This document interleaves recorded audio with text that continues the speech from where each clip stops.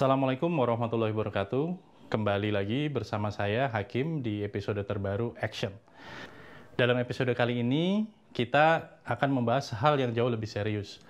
Oleh karena itu, saya sarankan teman-teman untuk mencari tempat duduk yang lebih nyaman, mencari cemilan-cemilan, dan mencari teman nonton sebanyak-banyaknya.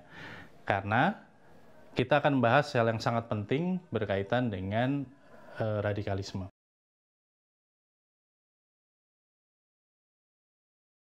Dalam beberapa tahun terakhir ini, kita mendengar soal apa yang disebut-sebut sebagai negara Islam di Irak dan Suriah. Mereka ini menimbulkan dinamika baik di kancah internasional maupun di dalam negeri sendiri tentang mobilisasi orang untuk berpindah ke Suriah ataupun para pendukung-pendukungnya di sini. Nah, di balik itu semua ada hal-hal yang sangat prinsipil atau konsep-konsep penting yang mereka pakai dalam mereka melakukan dukungannya tersebut. Salah satu konsep yang penting bagi mereka adalah soal tauhid, karena ini berkaitan dengan konsep negara kita sekarang ini.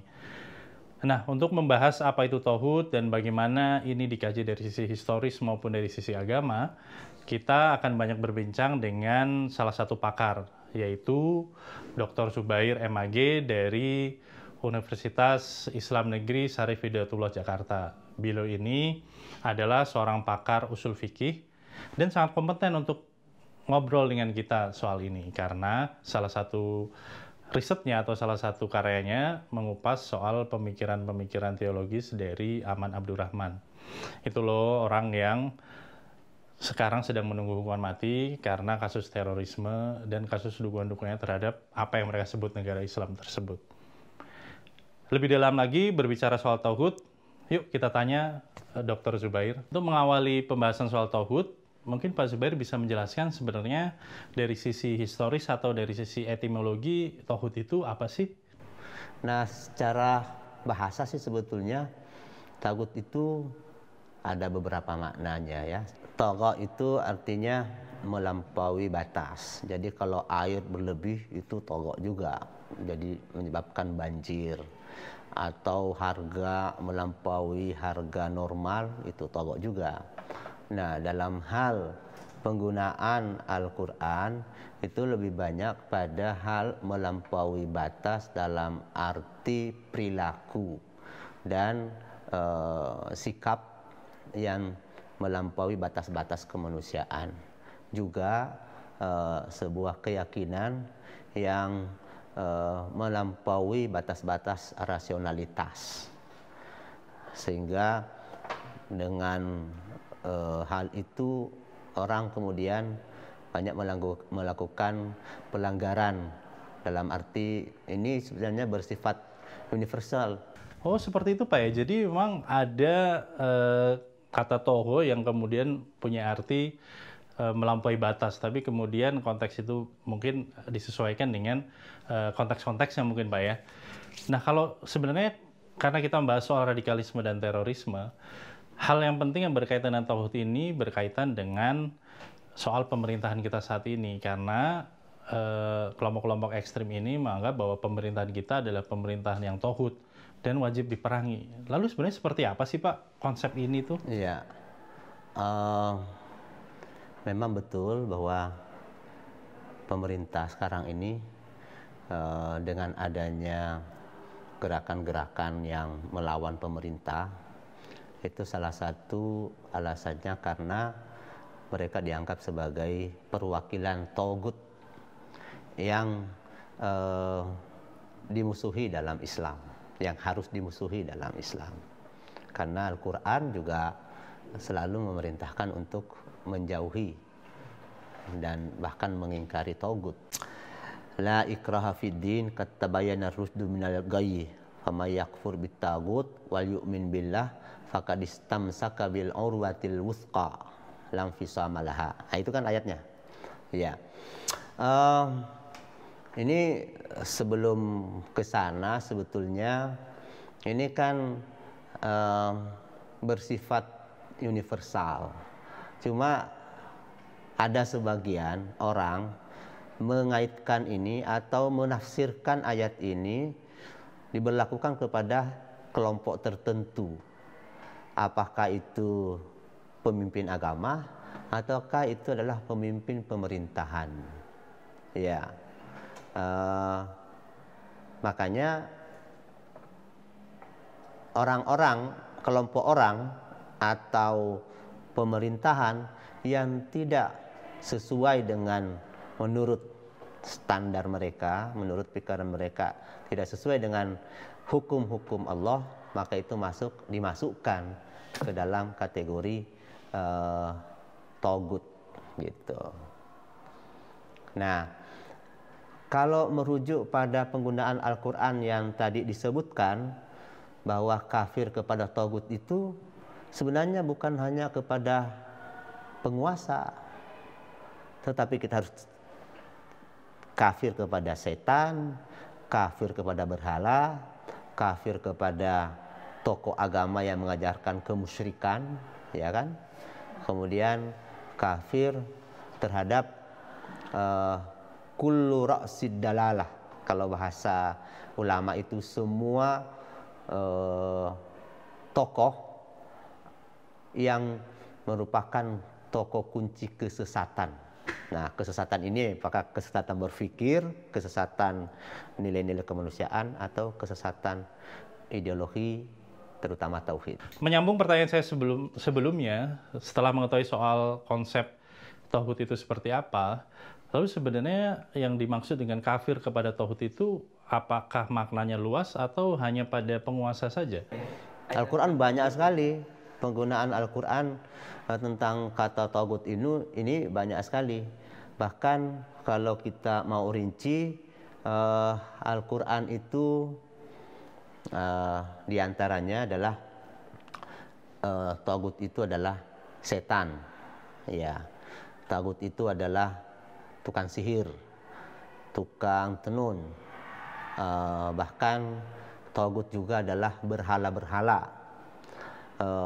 Quran juga menyebut pemimpin-pemimpin agama yang mengatasnamakan agama untuk melakukan hal-hal yang melampaui batas kemanusiaan maupun batas rasionalitas akan keyakinan tauhid, itu juga disebut sebagai tauhid. Jadi pemimpin agama, pendeta atau rahib itu masuk kategori tauhid kalau mereka berhukum tidak sesuai dengan hukum Allah. Jadi kalau soal tauhid ini Bung Iwan sering mendengar atau sebenarnya udah tahu definisinya atau enggak sih? Yang saya dengar selama ini, tauhid itu dipakai oleh orang-orang yang menentang pemerintah. Oh, emang konteksnya kaitannya dengan pemerintah ya? Nah, Pak Zubair, kalau sebenarnya tauhid atau kafir terhadap tauhid itu memang apakah konteksnya selalu pada pemerintah, penguasa, atau sebenarnya bisa lebih luas dari itu? Sebenarnya kalau standarnya standar Al-Quran yang bersifat universal, kita tidak bisa menuduh atau menetapkan satu pemerintahan sebagai tauhid hanya karena kita punya pandangan bahwa Islam memiliki sebuah bentuk pemerintahan yang bersifat khusus yang merupakan bagian dari syariat. Nah, orang-orang yang menyebut pemerintah tauhid itu karena dianggap berbeda dengan pemerintahan yang seharusnya pemerintahan yang diajarkan oleh Islam. Nah, biasanya mereka mengalamatkan pemerintahan itu pada pemerintahan para khalifah Rashidah atau pemerintahan Khulafaur Rasyidin yang menggunakan istilah khalifah. Padahal merujuk pada 4 khalifah Rashidah ini, mereka tidak semuanya menggunakan istilah khalifah dalam sebagai pemimpin pemerintahan di masa mereka, karena khalifah itu kan nama sebutan bagi seorang pemimpin. Seorang pemimpin ada juga dalam bahasa Arab disebut sebagai amir atau disebut sebagai imam, ya. Kemudian ada disebut sebagai Malik, raja, ya. Nah, kalau merujuk pada pemerintahan Khulafaur Rasyidin, yang pertama kali disebut sebagai khalifah itu hanya Abu Bakar As-Siddiq ketika beliau dibaiat sebagai Khalifatur Rasul. Secara bahasa adalah pengganti Rasulullah untuk memimpin umat kala itu. Jadi kemudian nama Khalifatur Rasul itu melekat pada dirinya sebagai seorang khalifah. Jadi successor, ya, pelanjut, pengganti Nabi untuk memimpin umat. Nah, setelah itu berlangsung hanya 2 tahun beliau memerintah, kemudian digantikan oleh Umar bin Khattab dengan prosesi suksesi yang berbeda ketika pemilihan Abu Bakar As-Siddiq. Abu Bakar As-Siddiq dipilih itu berdasarkan musyawarah beberapa orang saja, yang ketika itu karena sangat genting ketika Nabi wafat, kaum Ansar sudah mau menunjuk kelompoknya untuk menjadi pemimpin. Mendengar hal ini, Abu Ubaidah bin Jarrah mengajak Umar bin Khattab untuk menghadiri majelis itu. Kemudian singkat cerita terjadilah bai'ah memilih Abu Bakar sebagai khalifah. Pertama kali istilah khalifah itu di situ. Nah, kalau ini mau dianggap sebagai warisan sistem atau nama bagi pemerintahan Islam, tidak pas juga, karena Nabi tidak pernah mewasiatkan bahwa nanti pemerintahan setelah saya itu sebutlah sebagai khalifah, gitu kan? Tidak ada pesan Nabi seperti itu. Proses Umar bin Khattab pun tidak ada prosesnya tidak sama dengan Abu Bakar As-Siddiq, karena secara faktual Umar bin Khattab itu ditunjuk oleh Abu Bakar, tidak melalui proses musyawarah, tapi melalui penunjukan dari pemimpin atau khalifah sebelumnya. Selanjutnya, Umar bin Khattab jarang dipanggil sebagai khalifah. Karena itu beliau juga lebih suka dipanggil sebagai Amirul Mukminin, ya kan? Kalau khalifah pemimpinnya, maka pemerintahannya bisa disebut sebagai khilafah. Tapi kalau pemimpinnya disebut sebagai amir, maka pemerintahannya itu seharusnya disebut imarah, bukan khilafah. Jadi 2 khalifah pertama saja nama pemerintahannya sudah berbeda. 1 khilafah, 1 imarah. Berikutnya lagi setelah itu Utsman, kemudian Ali bin Abi Thalib. Ali bin Abi Thalib lebih populer sebagai imam, ya kan? Imam Ali karramallahu wajhah. Kalau panggilannya imam, maka pemerintahannya harusnya disebut sebagai imamah, ya, kepemimpinan, keimamam. Jadi 3 khalifah di masa atau 3 pemimpin umat di masa Khulafaur Rasyidin, panggilan populernya berbeda satu sama lain. Jadi keliru kalau mengatakan bahwa sistem pemerintahan Islam itulah hanya khilafah, karena ada imarah, ada lagi imamah.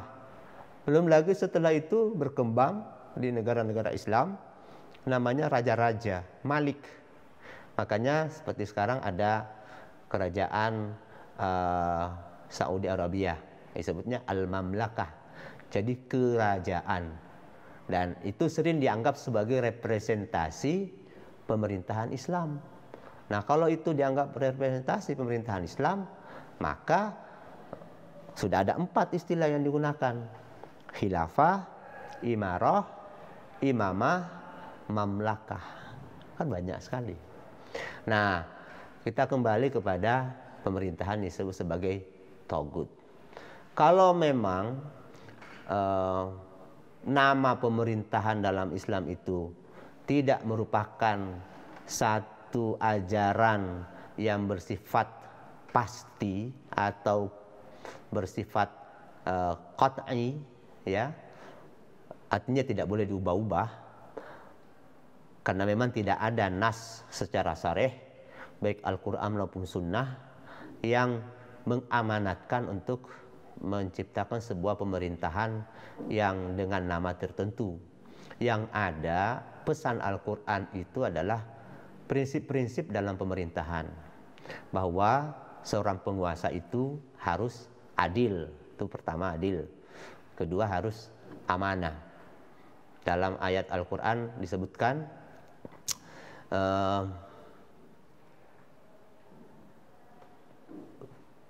wa'tul amanata ila ahliha fa idza wa'dul amanata ila ahliha wa idza hakamtum bainan nas an tahkumu bil adl. Jadi tugas penguasa dalam pemerintahan Islam itu adalah menunaikan amanah yang dilibatkan kepadanya. Yang kedua, berlaku adil. Jadi amanah apa yang diberikan kepada seorang pemimpin? Ini prinsip. Amanah untuk memastikan umat itu berada dalam satu komando untuk kehidupan yang lebih baik, untuk kemaslahatan, untuk mewujudkan maqasidus syariah. Maqasidus syariah itulah kemaslahatan umat manusia. Nah, itu amanah yang dipegang oleh seorang pemimpin dalam Islam. Apakah itu khalifah, apakah itu amir, apakah itu imam, apakah itu malik, atau mungkin modern sekarang ada namanya presiden, perdana menteri, atau apapun namanya. Jadi tidak ada satu format khusus, karena prinsip bersifat amanah dan adil itu berlaku kepada siapa saja, apapun nama jabatan yang dia pegang. Nah, kalau prinsip ini kita sepakati, maka sebenarnya pemerintahan yang tagut adalah pemerintahan yang tidak menjalankan amanah dan tidak berlaku adil bagi masyarakat. Itu kalau kita mau dudukkan prinsip itu. Jadi selama pemerintah itu adil, terus kemudian amanah, itu tidak bisa disebut tagut ya? Tidak bisa disebut tagut. Selama pemerintahan itu menunaikan dua prinsip utama tadi. Apapun bentuk pemerintahannya. Apapun bentuk pemerintahannya. Nah, khusus untuk misalnya kita kan selalu dijadikan alasan itu bahwa mereka disebut tagut karena satu, tidak berbentuk khilafah. Yang kedua, tidak menjalankan hukum Allah dalam pemerintahannya. Itu selalu jadikan alasan. Nah, kalau itu jadi alasannya, bisa dibantah. Dalam sejarah ada seorang penguasa Islam yang disebut sebagai khalifah, tapi dia tidak amanah dan juga tidak adil. Contoh, putra Muawiyah bin Abi Sufyan, Yazid bin Abi Sufyan, itu sangat zalim kepada umat, bahkan mengejar-ngejar putra atau cucu Nabi untuk dihabisi karena tidak sealiran dalam politik. Nah, itu kalau khalifah sebagai syarat satu pemerintahan tidak disebut sebagai tagut, maka berarti khilafah boleh berlaku, melanggar ketentuan Allah, melanggar amanah, dan tidak berlaku adil. Seorang khalifah boleh saja berlaku zalim. Nah, ini kan tidak tentu saja tidak sesuai dengan maqasidus syariah yang diajarkan oleh Islam. Nah, adapun sistem hukum ya yang disebut-sebut sebagai hukum buatan manusia, itu masih perdebatan yang sangat dalam dan sangat luas. Hukum mana yang disebut bukan hukum Allah, kan begitu? Penyandaran hukum kepada Allah adalah hak. Hukum Allah adalah hak. Mentaati hukum Allah adalah al-haq. Wa anna ma yad'una min dunihil batil. Dan apa yang mereka seru selain Allah adalah batil. Orang yang menyebut hukum buatan sebagai keadilan, orang yang menyebut demokrasi sebagai sistem yang baik, bagus, itu berarti belum kafir kepada tagut. Orang tahu hakikat sistem demokrasi, terus mengatakan bahwa itu adalah syura, itu adalah bagus, maka belum kafir kepada tagut. Nah, kalau kita paham ini, paham bahwa penyandaran hukum kepada selain Allah adalah batil, dan itu adalah sebagai bentuk kemusyrikan, dan orang yang mengklaim hak tersebut telah mengklaim diri sebagai Tuhan, maka kita paham pernyataan Fir'aun alaihi la'natullah ketika mengatakan, ana rabbukumul a'la, akulah Rabb kalian tertinggi.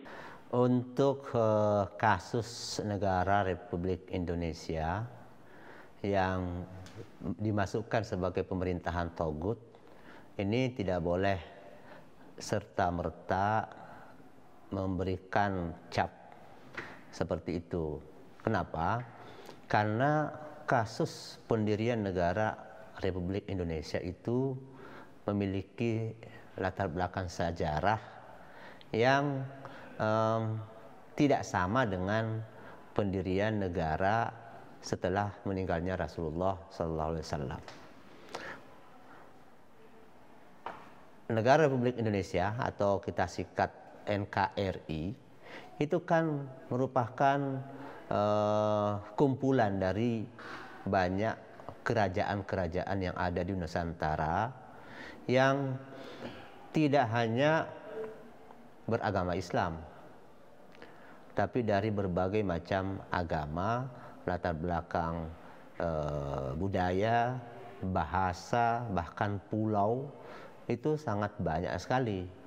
Sehingga karena adanya kesamaan nasib sebagai negara jajahan dari pemerintahan kolonial Belanda, mereka merasa mereka adalah satu keluarga yang harus berjuang bersama-sama membebaskan diri dari sebuah negara penjajah.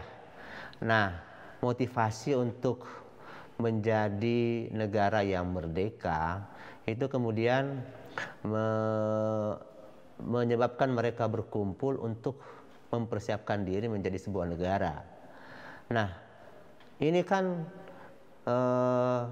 tidak bisa dibuat atau tidak bisa dihindari adanya keragaman itu.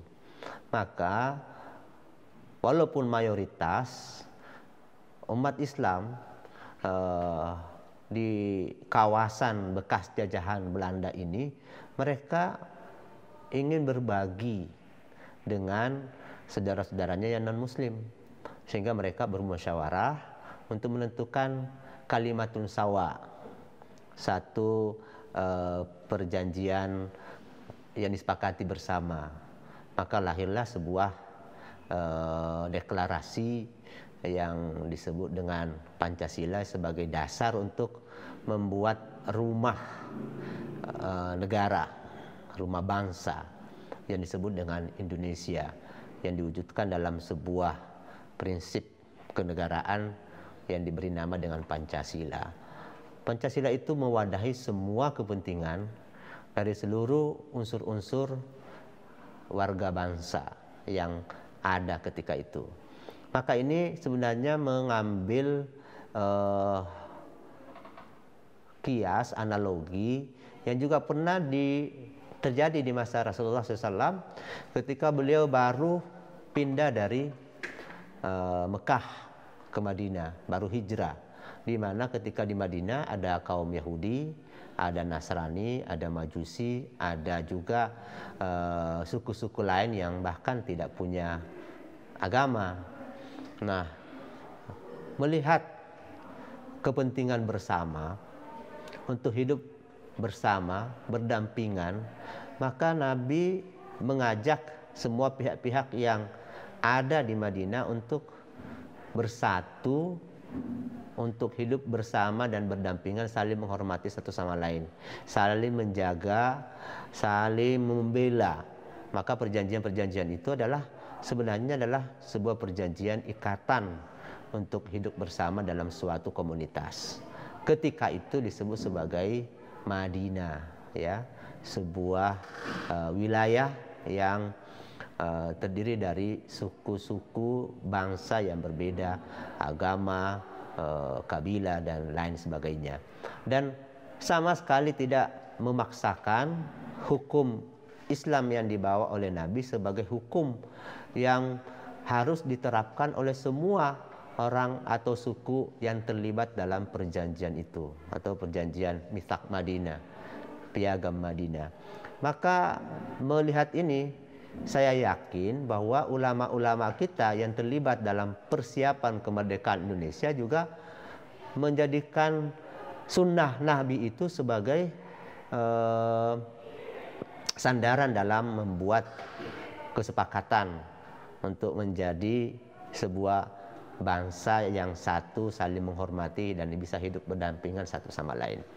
Nah, karena itu, karena ini adalah negara yang merupakan hasil dari perjanjian, maka agama memerintahkan untuk tetap menjaga perjanjian itu, ya. Aufu bil uqud, tepatilah janji kalian, kan begitu. Nah, Pancasila dan sebagai dasar falsafah yang kemudian dibuat dalam pembukaan Undang-Undang 45 sebagai aturan bersama yang disepakati bersama, maka itu harus diwujudkan secara bersama-sama tanpa melihat latar belakang masing-masing. Karena semua kepentingan agama yang ada di negara Republik Indonesia ini akan diberikan kebebasan untuk menjalankannya. Namun satu hal yang pasti, mereka adalah satu negara yang harus memperkuat persatuan dan harus sama-sama mempertahankan negara ini. Nah, dari situ saja kita tidak bisa mengatakan bahwa NKRI itu negara yang tidak sesuai dengan syariat. Kenapa tidak bisa disebut sebagai negara yang tidak sesuai syariat atau nama lainnya adalah negara tagut? Karena Nabi sudah mencontohkan kondisi negara Indonesia saat itu dan sampai hari ini adalah sebuah bangsa yang terdiri dari berbagai suku agama yang terikat perjanjian untuk hidup bersama, sebagaimana yang terjadi di masyarakat Madinah ketika itu. Oke, kemudian yang berikutnya, negara itu kan memiliki hukum yang berlaku bagi seluruh warga negaranya. Yang ini pun dianggap sebagai memberlakukan hukum, menetapkan hukum, dan menjalankan hukum, dan menaati hukum yang bukan hukum Allah. Nah, ini perlu ditanya ulang kembali pernyataan ini. Apakah benar hukum yang dijalankan di negara Republik Indonesia itu bertentangan dengan hukum Allah? Ya, bertentangan itu artinya kan menolak hukum Allah. Padahal dalam kenyataannya hukum-hukum Allah yang ditetapkan dalam Al-Quran dan Sunnah Rasulullah itu diperkenankan untuk dijalankan. Memang sebagai negara yang baru merdeka saat itu tidak memiliki produk hukum yang bisa langsung diterapkan untuk mengatur negara. Mana mungkin bisa membuat hukum secepat itu untuk mengatur sebuah negara? Maka jalan pintas yang bisa dilakukan adalah mengambil alih sistem hukum yang sudah pernah ada sebelumnya, yaitu warisan penjajah. Dan para pendiri negara sadar betul bahwa itu hanya sementara. Nah, untuk pembuatan hukum selanjutnya itu harus tetap sesuai dengan jati diri bangsa dan kebutuhan bangsa Indonesia itu sendiri. Dan nyatanya memang terbukti sampai dengan saat ini untuk mengakomodasi hukum-hukum yang ada dalam Al-Quran atau hukum Islam, sudah banyak sekali undang-undang yang dibuat oleh pemerintah. Ada undang-undang perkawinan, ada undang-undang warisan, ada undang-undang wakaf. Kemudian belakangan muncul lagi undang-undang perbankan syariah, undang-undang zakat, undang-undang haji, dan beberapa lagi undang-undang yang lain. yang sifatnya atau yang diambil dari hukum Al-Quran dan Sunnah. Tapi itu pun mengalami pengembangan karena hukumnya secara sharih dalam Al-Quran maupun dalam Sunnah itu tidak bisa serta-merta diterapkan tanpa harus melihat kondisi objektif yang ada di negara ini. Maka wajar dalam bidang ekonomi misalnya, perbankan itu tidak ada di masa Rasulullah, maka itu perlu dikembangkan. Asuransi, pegadaian yang modern, sistem transaksi dalam berbagai lembaga keuangan yang ada, semuanya harus disesuaikan dengan prinsip-prinsip dasar dalam sistem ekonomi yang ada dalam Islam, dan itu sudah dilakukan. Jadi Firaun meyakini bahwa yang bisa mendatangkan manfaat dan mudarat hanya Allah Subhanahu wa taala.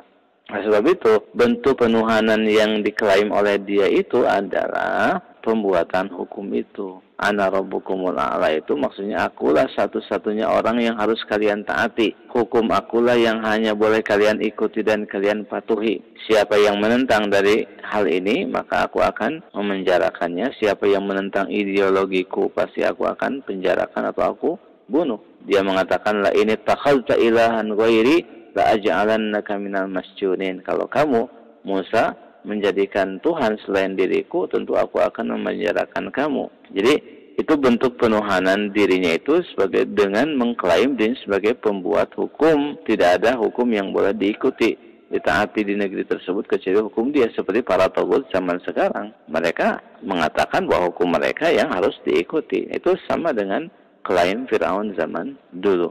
Yang dipertanyakan adalah hukum pidana Islam yang belum dijadikan sebagai hukum positif. Nah, kalau itu kita mengakui memang betul belum menerapkan atau belum mewujudkan undang-undang yang mengakomodir sistem pidana Islam. Penerapan hukum pidana Islam di negara Republik Indonesia ini bukan hal yang mustahil untuk diwujudkan. Sebagaimana produk perundang-undangan lainnya yang bersifat hukum Islam itu kan melalui proses. Maka kalau ini mau diterapkan undang-undang pidana Islam atau hukum pidana Islam itu pun juga harus melalui proses dengan mempertimbangkan kepentingan nasional yang lebih luas. Karena sebenarnya apa yang diatur dalam hukum pidana Islam itu hampir sama dengan apa yang ada dalam hukum pidana yang ada sekarang. Bahkan ini ada hukum pidana kita bisa sebut melampaui hukum pidana Islam. Sebagai contoh, dalam hukum khamr itu kan paling tinggi pidananya adalah cambuk 40 kali atau 80 kali. Nah, kalau kasus sekarang yang masuk kategori khamr itu sangat banyak sekali. Dan dalam pidana Islam yang dihukum hanya mereka yang menggunakan atau yang mabok, yang minum atau yang makan. Tapi dalam hukum modern, bahkan hukum di Indonesia, hukum berkaitan dengan pidana khamr ini sungguh sangat luas sekali. Itu juga akan mencakup para produsen khamr, para pengedar khamr, dan bahkan hukum pidananya lebih tinggi. Produsen dan pengedar itu bahkan sampai hukuman mati. Dan kalau melihat hukuman mati sebagai hukuman maksimal, maka hukum pidana Islam yang paling tinggi 80 cambukan itu kan rendah dibandingkan dengan hukum pidana bagi mereka yang memproduksi ataupun yang mengedarkan khamr atau narkoba. Nah, ini sebagai contoh. Maka hukum pidana ini tidak boleh dilihat hitam putih, tapi perlu dikembangkan. Perzinahan, dulu ada wacana juga bahwa pemerkosaan itu bisa dihukum mati. Padahal boleh jadi itu terjadi antara perawan sama perjaka. Yang dalam pidana Islam itu hanya juga mendapatkan cambukan 100 kali. Tapi kalau hukuman bagi para pemerkosa itu bisa sampai hukuman mati dalam pidana yang ada. Jadi itu pun perlu dikembangkan. Belum lagi ada pidana perdagangan orang dan lain sebagainya. Pencurian, korupsi. Definisi pencurian kalau pakai definisi ulama klasik itu tidak bisa menjerat para koruptor. Sehingga harus ada definisi ulang tentang pidana pencurian. Dan kalau melihat kasus di negara lain seperti Cina, pencuri itu bisa hukuman mati, koruptor itu bisa hukuman mati. Yang dalam Islam hanya maksimal potong tangan. Nah, ini artinya hukum pidana yang ada itu masih juga perlu dikembangkan. Apakah karena tidak melaksanakan hukum pidana berarti itu menentang hukum Allah? Tentu tidak. Tapi karena belum mengalami proses-proses untuk perumusan dan pembuatan undang-undang itu sendiri. Ke depan bisa dilakukan untuk merumuskan itu.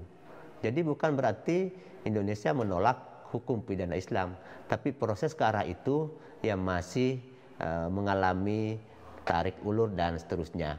Disinilah dibutuhkan kehadiran tokoh-tokoh ahli hukum Islam untuk terlibat dalam perumusan undang-undang semacam itu. Itu pun tetap tidak melanggar perjanjian yang sudah dibuat dengan non-muslim yang ada di negeri ini. Karena kesepakatan kita untuk hidup bersama dengan Pancasila dan Undang-Undang 45 itulah perjanjian yang harus kita tepati. Tidak boleh merugikan satu pihak dan menguntungkan pihak yang lain. Dalam hal ini kita ingin menang sendiri, padahal kita sudah membuat perjanjian bersama untuk hidup berdamai. Saya kira itu. Menarik sekali penjelasan dari Dr. Zubair tadi, panjang lebar kita sudah mengupas soal konteks, soal histori, dan soal bagaimana kaitannya tauhid dan pemerintahan Indonesia itu sendiri.